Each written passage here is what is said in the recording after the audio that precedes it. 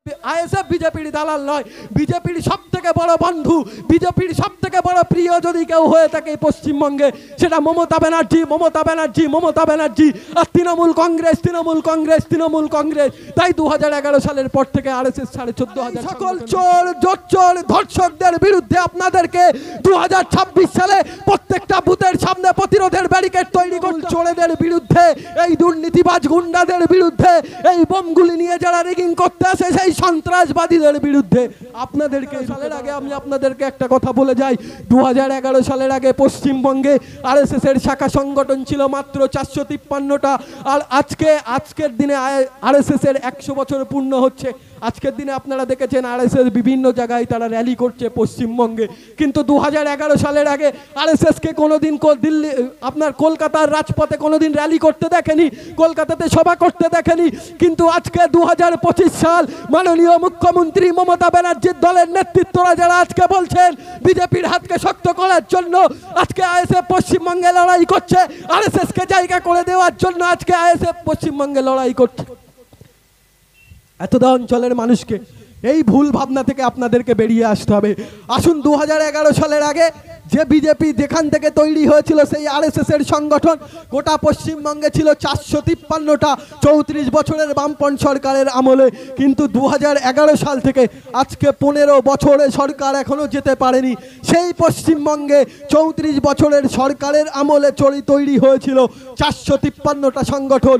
আর আজকে 15 বছরের ভিতরে এই তৃণমূল কংগ্রেসের সরকার আরএসএসকে শাখা খুলতে এতটাই সহযোগিতা করেছে, বিজেপিকে এতটাই সহযোগিতা করেছে যে আজকে এই 15 বছরের ভিতরে 14,500-এর অধিক শাখা সংগঠনে পশ্চিমবঙ্গে আরএসএস তৈরি করতে পেরেছে, বিজেপি জায়গা করতে পেরেছে। ভাবুন, একবার ভাবতে হবে 2011 সালের আগে বাংলার বিধানসভাতে বিজেপির কটা এমএলএ ছিলেন, আর 2011 সালের পর থেকে আজকে বিধানসভাতে বিজেপির কটা এমএলএ, কারা সেকেন্ড পজিশনে চলে এলো বাংলায়।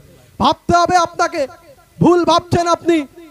তাই আপনাকে ভাবতে হবে আপনি সরকার তৈরি করতে পারেন, আবার আপনি সরকারকে চালানোর জন্য আপনার পকেট থেকেই টাকা দিয়ে সরকার পরিচালনা করছেন। আর আপনার বাড়ির বাচ্চাটার নিরাপত্তার সময় আবার আপনাকে শুনতে হচ্ছে আপনার মেয়ের কোনো অবৈধ সম্পর্ক ছিল কিনা। ভাবতে হবে আপনার বাড়ির বাচ্চাটার কর্মসংস্থানের জন্য শুনতে হচ্ছে যে কি চপের দোকান দিতে হবে। ভাবতে হবে আপনাকে আপনার স্বাস্থ্যের জন্য যখন আপনি আমনাগাতে ছুটে যাচ্ছেন, আপনার কি সমস্যা হয়েছে সেটা বলার আগেই ডাক্তার রেফার লিখে দিচ্ছে বারাসাতে ছুটতে হবে, তারপরে বারাসাতে গিয়েও আপনি কি চিকিৎসা পাচ্ছেন সেটাও ভাবতে হবে। আসুন, একটা সরকারের মৌলিক অধিকারের ভিতরে, একটা সরকারের দায়িত্বের ভিতরে স্বাস্থ্য, শিক্ষা, বাসস্থান এবং নিরাপত্তা, কর্মসংস্থানের দায়িত্ব থাকে। কোনো সরকারের হাতে মন্দির মসজিদ তৈরির দায়িত্ব থাকে না। তাই এতটা অঞ্চলের হিন্দু, মুসলমান, দলিত, আদিবাসী সকলকে বলবো সমকণ্ঠে আওয়াজ তুলতে হবে। আর এই সকল চোর, জোচ্চোর, ধর্ষকদের বিরুদ্ধে আপনাদেরকে 2026 সালে প্রত্যেকটা বুথের সামনে প্রতিরোধের ব্যারিকেড তৈরি করতে হবে। সেই প্রতিরোধের আগুনে এই তৃণমূল কংগ্রেসকে জ্বালিয়ে পুড়িয়ে, গণতান্ত্রিক অধিকার দিয়ে জ্বালিয়ে পুড়িয়ে ধ্বংস করে দিতে হবে। আর ওই কালীঘাটের টালিরচালা থেকে শুরু করে 14 তলার যে এসির হাওয়াটা মাননীয় মুখ্যমন্ত্রী আমার আপনার ট্যাক্সের টাকা দিয়ে খাচ্ছে, সেই 14 তলা থেকে তাকে গঙ্গায় ছুঁড়ে ফেলতে হবে। এই অঙ্গীকারবদ্ধ নিয়ে আজকে সিকিড়ার মানুষকে বাড়ি পৌঁছতে হবে। তারপরে আপনার বাড়ির বাচ্চার নিরাপত্তা হবে, আপনার কর্মসংস্থান হবে, আপনার স্বাস্থ্যের জন্য আর আমডাঙ্গা থেকে বারাসাতে ছুটে যেতে হবে না। আপনার বাড়ির বাচ্চার একটা ডিগ্রির জন্য জীবনের ঝুঁকি নিয়ে আপনাকে যাদবপুরে ছুটতে হবে না। এখন দেখতে পাচ্ছেন যাদবপুরে প্রতিনিয়ত কিভাবে ছাত্রছাত্রী বোনগুলো মানে মৃত্যু মুখে পতিত হচ্ছে। খড়গপুর আইআইটির দিকে তাকালে বুঝতে পারবেন, যাদবপুরের দিকে তাকালে বুঝতে পারবেন। তাহলে আপনি চিন্তা করে দেখুন, আপনার বাড়ির বাচ্চাটাকে যে আপনি একটু কষ্ট করে যে কলকাতাতে পড়তে পাঠাবেন সেখানেও নিরাপত্তা নেই। ভাবতে হবে যদি ডাক্তারের কর্মসংস্থানে ডাক্তারের নিরাপত্তা না থাকে, যদি শিক্ষা প্রতিষ্ঠানের ভিতরে যদি শিক্ষার্থীদের নিরাপত্তা না থাকে, তাহলে আমরা কাকে নির্বাচিত করেছি? কাকে আমরা নির্বাচিত করেছি? শুধু মন্দির তৈরি করার জন্য নির্বাচিত করেছি? আসলে না। এই দলটা যারা আজকে পাড়ায় পাড়ায় বলছেন আইএসএফ বিজেপির দালাল, আসলে আইএসএফ বিজেপির দালাল নয়, বিজেপির সবথেকে বড় বন্ধু, বিজেপির সবথেকে বড় প্রিয় যদি কেউ হয়ে থাকে পশ্চিমবঙ্গে সেটা মমতা ব্যানার্জি, মমতা ব্যানার্জি, মমতা ব্যানার্জি আর তৃণমূল কংগ্রেস, তৃণমূল কংগ্রেস, তৃণমূল কংগ্রেস। তাই 2011 সালের পর থেকে আরএসএস 14,500 সংগঠন বৃদ্ধি করেছে এবং এবছরে হয়তো বিজয় দশমীর পর থেকে পরের বছরের মহালয়া পর্যন্ত তারা প্রত্যেকটা রাজ্যে, এই পশ্চিমবঙ্গে প্রত্যেকটা জায়গায় তারা সম্মেলন করবে। ভাবতে হবে। তাই আসুন 10 সেকেন্ডের ইভিএমের সামনে আপনি ভোট দেন। আপনাকে ভাবতে হবে মন্দির চান না কর্মসংস্থান চান, দাদার জয় শ্রীরাম চান না দিদির জয় জগন্নাথ চান না আপনার স্বাস্থ্য চান। আপনাকে ভাবতে হবে যে টিভির সামনে বসে কেউ বলবে যে বেটি পড়াও বেটি বাঁচাও, আর বেটিকে ধর্ষণ করার পরে তাকে নেতৃত্ব দিয়ে দেবে। আপনাকে ভাবতে হবে যিনি মায়েদের নিরাপত্তার কথা বলে ধর্ষণের বিচার দিতে পারে না, অপরন্ত ধর্ষণ হওয়ার পরে বিচার না দিয়ে তাকেও বলে 2 লক্ষ টাকা দিয়ে দাও, একটু যা নিয়ে বড় আন্দোলন হয় তাকে বলে 10 লক্ষ টাকা দিয়ে দাও। ভাবতে হবে আপনি সরকারকে চালাচ্ছেন। এতটা অঞ্চলের কোন তৃণমূল কংগ্রেসের বন্ধু যদি আপনাকে বোঝাতে যায়, আপনাকে বুঝতে হবে ভারতবর্ষের সংবিধান আমার গর্ব হয়, গোটা পৃথিবীর সর্ববৃহৎ সংবিধান আমার মাতৃভূমি ভারতবর্ষের, এবং সেটা মৌখিক নয়, অলিখিত নয়, একটা লিখিত সংবিধান, ভারতবর্ষের সর্ববৃহৎ সংবিধান গোটা পৃথিবীর। সেই সংবিধান আপনাকে অধিকার দিয়েছে আপনি সরকারকে নির্বাচিত করতে পারবেন। এবং আপনি ভাবুন যদি আপনি সরকারকে নির্বাচিত করতে পারেন আর আপনার পকেটের ট্যাক্সের টাকা নিয়ে যদি সরকার পরিচালনা হয়, এসির হাওয়া খেয়ে বেড়ায়, তাহলে আপনার কর্মসংস্থান কেন হবে না? আপনার স্বাস্থ্যর পরিকাঠামোর উন্নয়ন কেন হবে না? আপনি কেন নিরাপদে ঘুরে বেড়াতে পারবেন না? আপনার সেই সাংবিধানিক অধিকারটাকে কেন তারা হরণ করে নেবে? আপনাকেই রুখে দাঁড়াতে হবে।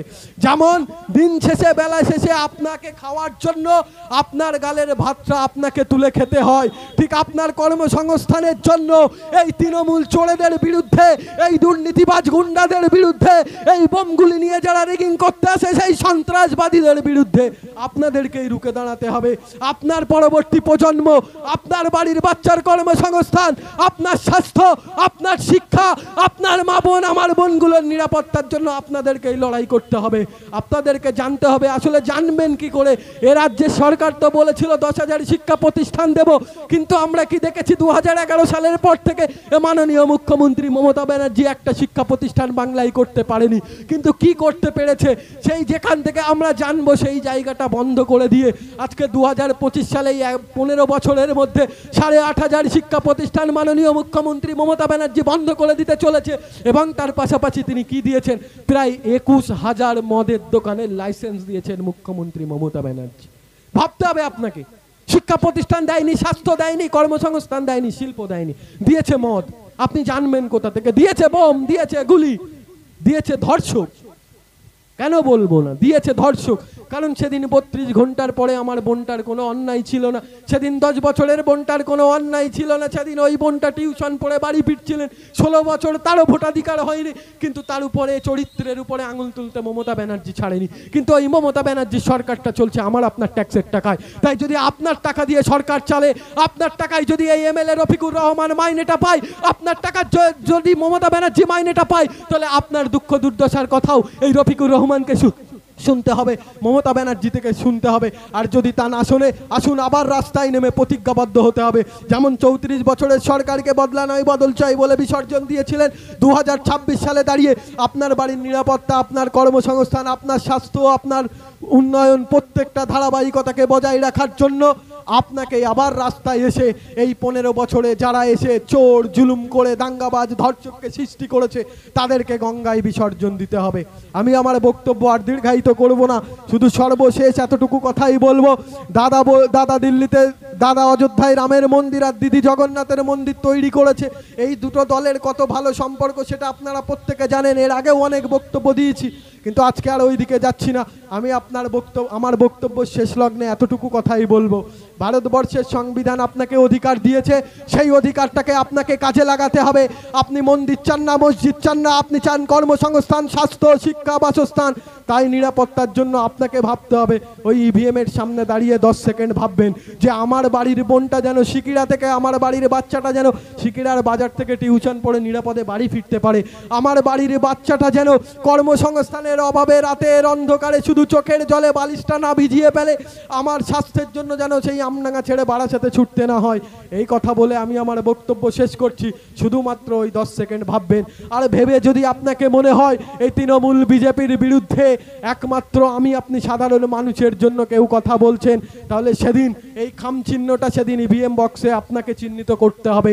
আর এই খাম চিহ্নে আমার আপনার সাংবিধানিক অধিকার, মৌলিক অধিকার ভোটটা দিয়ে আপনারা যদি এই খাম চিহ্নের প্রতীকে ভোট দিয়ে এই আমডাঙ্গা থেকে যদি বিধানসভাতে পাঠাতে পারেন, সেদিন আপনার এই আমডাঙ্গার বাচ্চার নিরাপত্তার জন্য, কর্মসংস্থানের জন্য, স্বাস্থ্যের জন্য, স্টেডিয়ামের জন্য, সব কিছুর জন্য সেদিন যেমন আজকে পীরজাদা নওশাদ সিদ্দিকী লড়াই করছে, সেদিন এখান থেকেও যিনি বিধায়ক হিসাবে যাবে তিনি লড়াই করবেন। এই বলে আমি আমার বক্তব্য শেষ করছি। ইনকিলাব জিন্দাবাদ, আইএসএফ জিন্দাবাদ, নওশাদ সিদ্দিকী জিন্দাবাদ।